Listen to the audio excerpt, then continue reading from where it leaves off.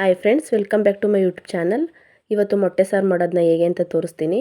ಹುರ್ಗಡ್ಲೆ, tomato, ತೆಂಗಿನಕಾಯಿ, ಬೆಳ್ಳುಳ್ಳಿ, ಚಕ್ಕೆ ಲವಂಗ, ಕೊತ್ತಂಬರಿ ಇಷ್ಟನ್ನು ಹಾಕಿ ಮಿಕ್ಸಿಲಿ ರುಬ್ಕೊಳ್ಳೋಣ.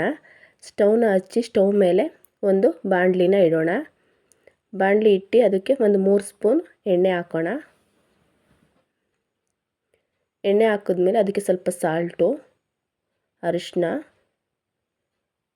ಮತ್ತು ಚಿಲ್ಲಿ ಪೌಡರ್ನ ಹಾಕೋಣ. ನಾನು ಮೊಟ್ಟೆ ಸಾಂಬಾರು ಮಾಡೋಕ್ಕೆ ಮೊದಲೇ ಒಂದು 5 ಮೊಟ್ಟೆನ ಬೇಯಿಸಿ ಬಿಡಿಸಿಟ್ಕೊಂಡಿದ್ದೀನಿ.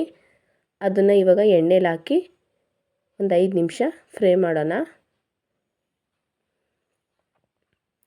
ಅದು ಎಣ್ಣೆಲಿ ಸ್ವಲ್ಪ ನೀಟಾಗಿ ಉಪ್ಪು ಖಾರ ಎಲ್ಲ ಹಿಡ್ದು ಫ್ರೈ ಆಗಬೇಕು.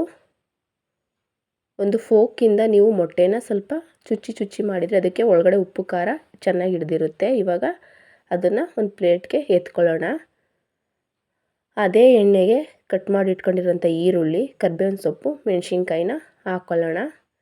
ಹಾಕ್ಕೊಂಡು ನೀಟಾಗಿ ಅದನ್ನು ಫ್ರೈ ಮಾಡ್ಕೊಳ್ಳೋಣ.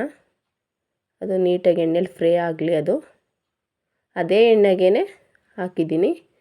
ಮತ್ತು ಮಸಾಲೆ ರುಬ್ಬಿಟ್ಕೊಂಡಿದ್ನಲ್ಲ, ಕಾಯಿ, ಟೊಮೊಟೊ, ಚಕ್ಕೆ ಲವಂಗ ಮತ್ತು ಬೆಳ್ಳುಳ್ಳಿ, ಶುಂಠಿನ ಹಾಕಿ, ಕೊತ್ತಂಬರಿನ ಹಾಕಿ ಅದನ್ನು ಅದರೊಳಗಡೆ ಹಾಕಿ ನೀಟಾಗಿ ಅದನ್ನು ಫ್ರೈ ಮಾಡೋಣ.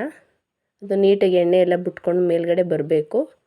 ನಮಗೆ ಎಷ್ಟು ಬೇಕು ಸಾಂಬಾರಷ್ಟು ನೀರನ್ನ ಹಾಕ್ಕೊಂಡು ಅದಕ್ಕೆ ಸಾಂಬಾರು ಪುಡಿನ ಹಾಕ್ತಿದ್ದೀನಿ.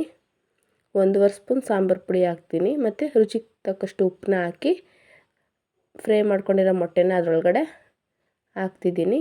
ಲಾಸ್ಟಲ್ಲಿ ಸ್ವಲ್ಪ ಕಸ್ತೂರಿ ಮೇಥಿನ ತೊಗೊಂಡು ಫೈನಲಿ ಅದ್ರ ಮೇಲೆ ಹಾಕ್ತೀನಿ. ನೋಡಿ, ನಮ್ಮ ಮೊಟ್ಟೆ ಸಾಂಬಾರು ರೆಡಿ ಆಯಿತು. ಮುದ್ದೆ ಜೊತೆಗೆ ಒಳ್ಳೆ ಕಾಂಬಿನೇಷನ್. ಅತಿ ಸುಲಭವಾಗಿ ಮಾಡ್ಕೊಬಿಡ್ಬೋದು. ಪ್ಲೀಸ್ ನನ್ನ ಚಾನಲ್ನ ಸಬ್ಸ್ಕ್ರೈಬ್ ಆಗಿ, ಶೇರ್ ಮಾಡಿ, ಲೈಕ್ ಮಾಡಿ. Thank you for watching.